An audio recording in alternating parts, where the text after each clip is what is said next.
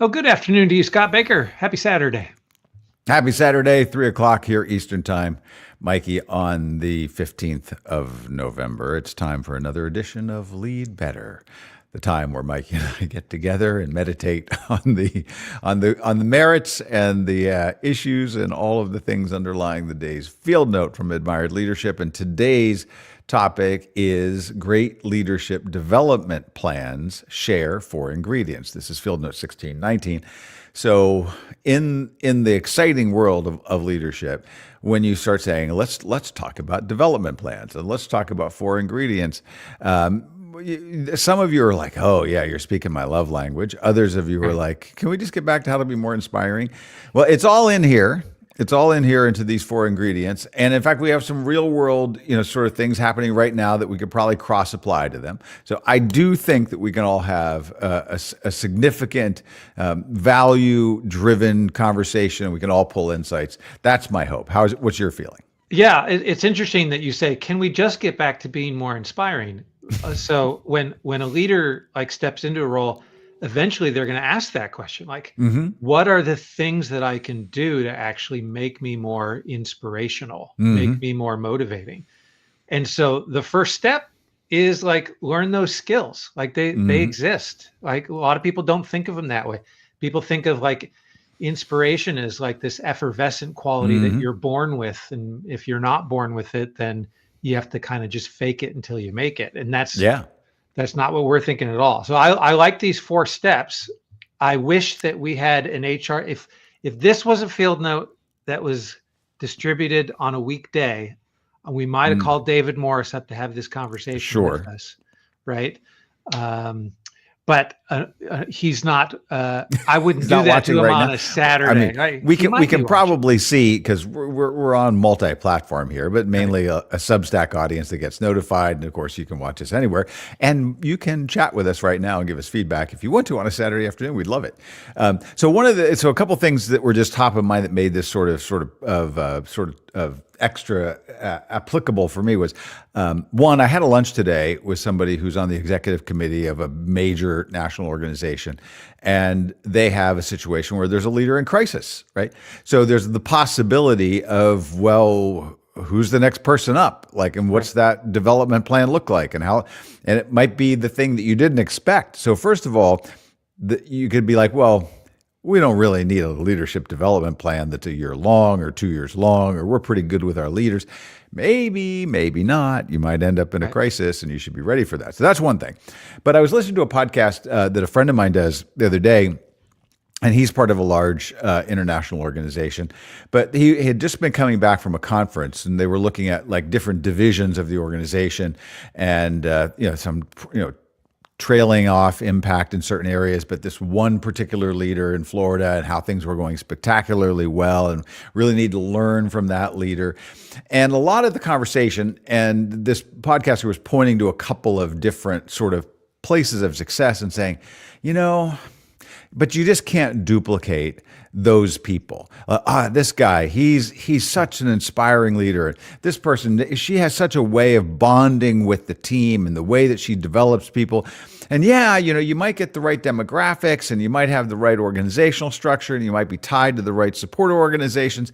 But at some point, it's just this sort of stuff about leadership, and how many of those people can you find? And okay, fair enough. Not everybody is going to be a Patrick Mahomes, right? Or, somebody that over a long period of time demonstrates a tremendous amount of ability in their area of competence. But the culture conditions us to think that it's like some magic fairy dust got sprinkled on a certain number of people. Right. And we know at Admired Leadership, for what we've done over decades, that there are gifted people. But guess what? Leadership can be learned.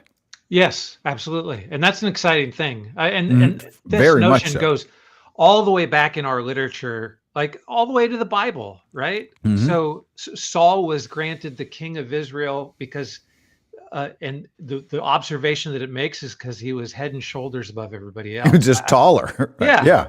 And so a lot of people are there going to be more academic piece? Do I need to start taking notes on? Are you going to start going into Heraclitus and anything else coming up? No. I'm just saying that this notion of us being distracted by these things that feel Yeah. magical and effervescence goes Yeah. way back in our Oh, family. no, for sure. Yeah. Right. And so, So, so look, there, think of it this way. Let's go through the four ingredients of this. What and a leadership development plan. This is more than just you coming to admire leadership and saying, "I like to get the field note every day. I like to think about things that affect leadership and kind of have fun with that."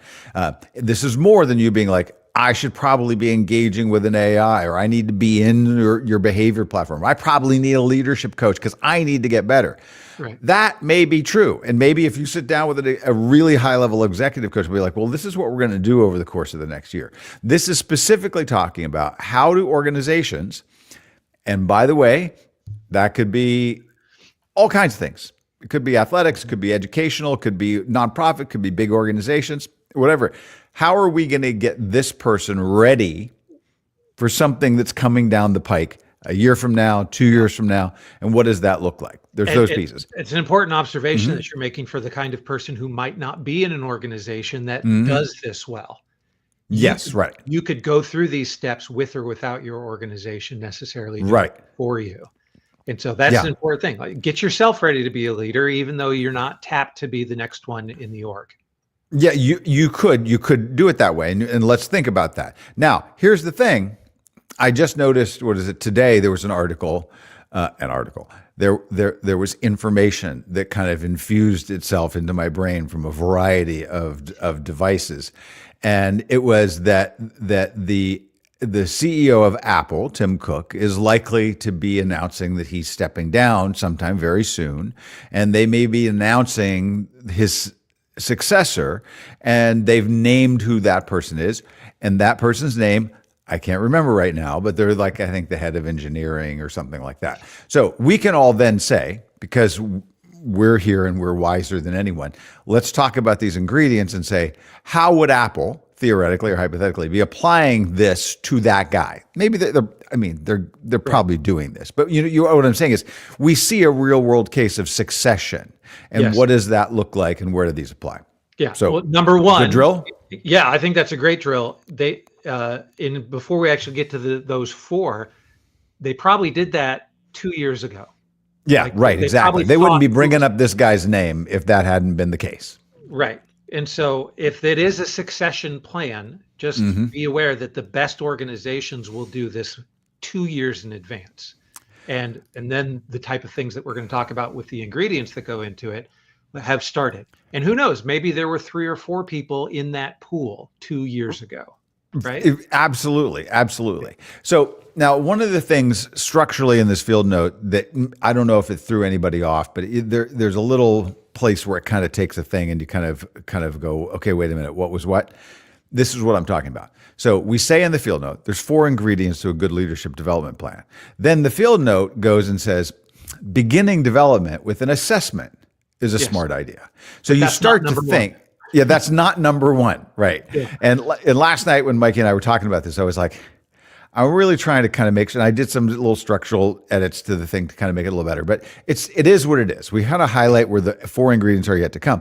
But this issue of assessment is a thing. Now, at Admired Leadership, we always talk about the fact that a behavioral approach to leadership is about what you do, and self-knowledge or knowledge about leaders in the organization. That's all. It's all very helpful. It might be actually requisite to understand the Big 5 aspect scale, a certain DISC survey. I'm not going to actually get into the whole Myers-Briggs controversy. I don't think any organization is being like, can you tell us what your Enneagram is before we put you in charge of a multi-billion-dollar organization? But you know what we're talking about. So the way of saying, how am I wired? How's this person wired? Is that helpful? And yeah, and we're all kind of interested in that. And it is saying, you might end up starting there in some way, shape, or form. And there's lots of organizations out there that help qualify and analyze leaders, right? Yes. And any large organization who gets to the point where they're being considered for a big promotion like this, those leaders have all been through most of those assessments already. Yes, so right. As an HR leader, don't fool yourself into thinking, I need to come up with a novel assessment for whether or not they're going to be, the kind of CEO they're going to be, or the kind of vice president they're going to be. Right. take a look at the assessments they've already been through. If you feel like something is missing, go ahead and do something else, but don't get trapped in the idea that the assessment certainly is Yes. not the end game, but that the assessment is so important to be able to have a great plan in front of you. Well, and that's it, which is it's not like you can be like, well, we've got a good sense of this person's personality. We also put them through a battery of aptitude tests. We're good to go. Yes. No, we're like you actually just got the horses to that starting gate at the Kentucky Derby. You actually haven't started the process of going around the track yet. So good for you that you did some testing and you have a good sense that, Janine has this particular aptitude. We do know that she has a tendency to really like to set physical things on fire, and we're just going to have to deal with that because her other strengths outweigh whatever you find about this person is a psychopath, but that's all right. Yeah. So whoever the engineering head is who's replacing Tim Cook, we're looking at what the first ingredient they need to make sure is included in this leadership development program. And it needs to probably start with skills and behaviors. Now, a lot of people might initially think, well, he has to give the keynote, and engineers are notoriously not good at public speaking. So like the biggest thing that we need to work with him on is his public speaking ability, right? And could be. That's probably true. It's probably true that that's something that it pops into your mind right away. However, don't forget, how do you deliver feedback is just as an important skill that you do all year long instead of that That's annual right. keynote. And so don't lose out on the fact that there's skills and behaviors around inspiring people, around motivating people, around decision making, around all sorts of things that have nothing to do with making sure that you present the keynote properly. Well, and you're pointing out something that is actually the importance between this ingredient number one. Let's look at what skills are needed to do this job, this role. What kind of behaviors would be the pattern we see? Then we're going to get to step two, which is the experiences that we're putting people through. So, for example, you could imagine a company saying part of our leadership development is having people go through presentation development, right? And that we're going to go put you through this part. Just because you've learned some presentation skills and done a couple of drills and you've gone through some tutorials and maybe got some coaching, well, that's different than you did that and now you've done 50 town halls or you've done 50 on-site visits and you've given talks to investors or whatever. Now you're actually talking about how are you applying it and getting the reps under your belt where you really are getting good at it. But in that first category, which is kind of probably where a lot of people go, they kind of think about all of those, let's enroll them in this, let's get them some tutoring on that. And great. And then we also do think about experiences. Which is the second ingredient, but it's actually a way to gain those skills and behaviors. Well, yeah. I mean, and that's actually where it starts to become real. It starts to become muscle memory. It's where the behavior part of behavior actually takes place. So now the question is, I remember a reading recently because we've been kind of going around at some of the just overall leadership literature. So they had a thing at the Center for Creative Leadership, I believe, that was kind of a 70-20-10 that kind of said, that most of the important part is the challenging experiences. Like 70% is the challenging experiences. And that then we will get to this part about relationships was like a 20, but the 10 was actually just the formal training. Now, the negative was that formal training, which might be on the skills, that particular study, it showed that it's like, it's sort of like that whole thing about the 10,000 hours, rule. And everybody's like, you know what? It's not just doing 10,000 hours that makes you good. It's 10,000 hours where you get iterative feedback and make iterative change, and you're getting these loops of feedback and improvement and performance. And so that's where this interaction of we can start developing skills. Now we're going to get you into experiences, but you're also going to need this third element we're going to get into of relationships, because that's going to even be part of that feedback loop. So all of these things are essential. It's not like the skills is really just 10%. It's more than that. It's not just that the experience is 70%. It's more profound than that. Right. And most people find those experiences through special projects, maybe a time of job rotation, right? This head of engineering at Apple, who's going to be replacing Tim Cook, you'd like to think that he probably spent the last few years, maybe even before he was tapped or identified as someone who could be replaced, that they hit at the top, they probably do some kind of a job rotation in order to prepare lots of potentials to step into that role. Well, and think about how this has changed a little bit, right? So posit this. Can this person talk on a podcast? Can they be in a free form space? Right. Right. So even now, as we think about political leaders, there was a time when you'd be like, can you go and sit down with 60 Minutes and give an answer? And then how you show up there is really all that matters. But Right. oh my gosh, we can't put this person on a 2-hour podcast. Right. Everybody will see. Right? Right. So you start to qualify your leaders, and particularly in tech sectors and in big, when you're a leader, and our research shows this, you as a leader and you as a great communicator, that's one and the same in the minds of your team and really the population and your clients. If you're not, you don't have to be like the best speaker in the world. You don't have to be like the most charismatic person, but you are going to have to be an effective communicator if you're going to be seen as an effective leader. Right. Number 3 is knowledge acquisition, which means that it's okay in this process to have them hit the books as well. Yeah, So, right. There's stuff you don't know. Right. And you're going to have to come up to speed. Yep. It's like, oh, I don't care about AI. Yeah. Like, oh, wait, is AI a good thing or will this actually destroy us? Well, okay, that's not a skill. It's not an experience. It's just you need to be a deep student. Yeah. And it might just be committing statistics to memory, right? There might be some things where you just need to be knowledgeable about the way that your marketing team works, even though you've not come up through marketing, Mr. Engineering, who's going to be the next CEO at Apple, that, you just get to know the way that things are done from a simply knowledge point of view. And so I think that probably would come last, right? I think maybe some people might do it for themselves a little earlier, but that type of thing is probably not going to be a priority in your leadership development plan, but it definitely needs to be in there. And look, the last one, because we're over time, but the last one is not the least important on relationships. The point about relationships here is that, well, it's sort of one of those assumptive things. We're like, well, I guess this person is an executive and they might be in the C-suite. They're probably okay with relationships. This is saying we can't take any of this for granted. So we as an organization are going to make it a process of saying, we want you to meet with certain people. We want to put you in certain environments. We want to connect you with a wider array that deepens your network, your web, your mesh of connection that actually makes you a deeper, wider, wiser leader.